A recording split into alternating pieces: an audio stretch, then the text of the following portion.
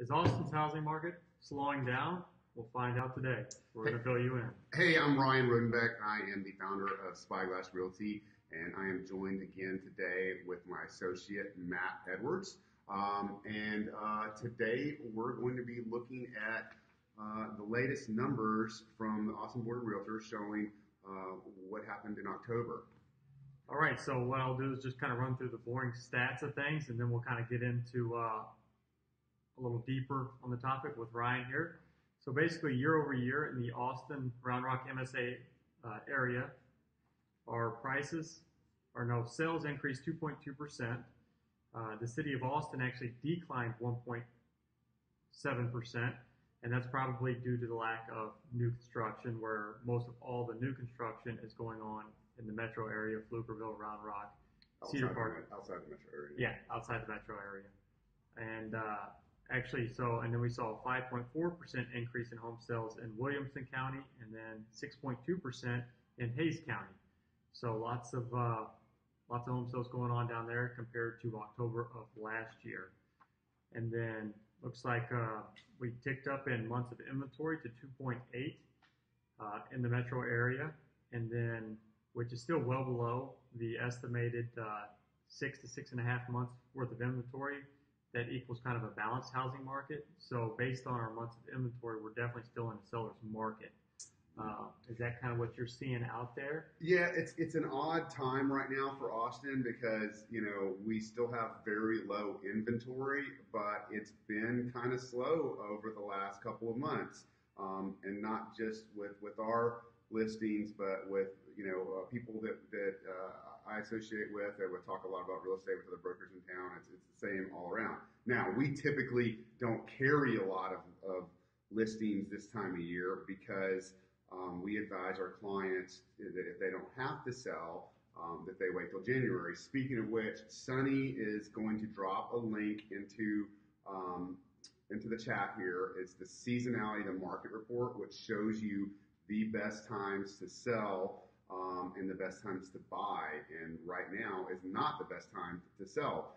But even more than that, what we're seeing right now is a little bit slower than normal. And you can see that these numbers, like the increase in sales, the increase in the average median price in Austin, is up just a little bit year over year. And that's just a testament that our market's slowing down. So we've got a great market, but it's slowing down as it should.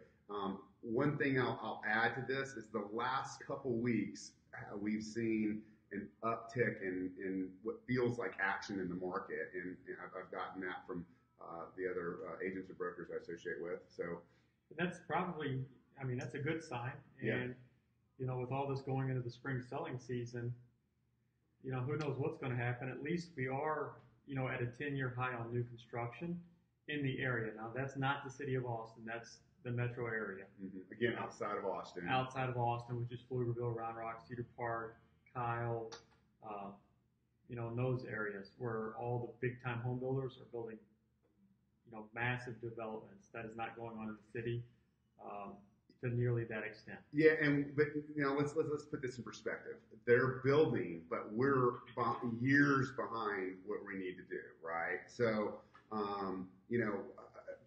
by the way, if you go to the link that Sunny just put in there into the chat, you'll see that historically over the last 10 years, in December, there's an uptick in sales and median price. Okay, so this time of year, the not only do sales slow down, but so does the price of your home.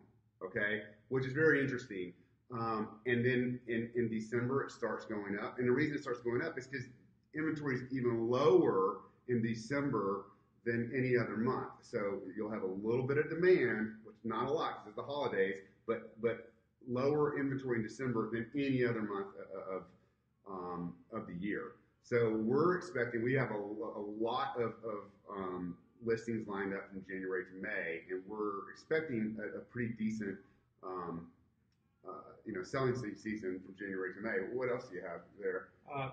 So home prices, as you talked about earlier, continue to rise. So the average home price in the metro outside of the city of Austin is $286,742, and then in the city it's $360,000. Okay, got you. And so we have this is a month by month comparison, right? And I think if you saw a few months ago that the average price in the city was near 400, I believe. And so this is a testament to the market. It's cyclical, right? It goes down, it goes up. And then at the end of the year, we will have, we'll say this in the beginning of the year, we will have a year over year comparison. But you have to put everything into in perspective of what month you're in. If you ask Ryan, when would I sell my house? I would list it between end of February, probably middle of March, because I know that's the best thing for me, right? So that's the way you should be looking. And then if you're looking at buying, right now is the best time to buy. If you're on the fence and you're thinking, I want to get a deal, get out there and start writing some offers. And then what else were they saying here? So, as far as the new housing development goes in the city of Austin, we're still undergoing, the process of learning more about Code Next and what all that's going to do to new development within the city of Austin as they try to make building easier. We still don't know if that's actually going to be accomplished or not. Yeah. We still have a lot of digging to do to find out more on Code Next and what all that entails. Yeah, so speaking of that, we're going to be having a expert on that come. We'll do an interview with him. Thomas Visco is a political strategist, and he, basically follows the issues that are in front of city council and the mayor all the time. And he's agreed to do an interview with us. I think it's going to be really good. What we're going to see with Code Next is that there's two different fractions on this side. There's the old school neighborhoods who, historically they seem to be left leaning, right? But affordability it comes with this, right? In other words, they live in an area that is typically left leaning.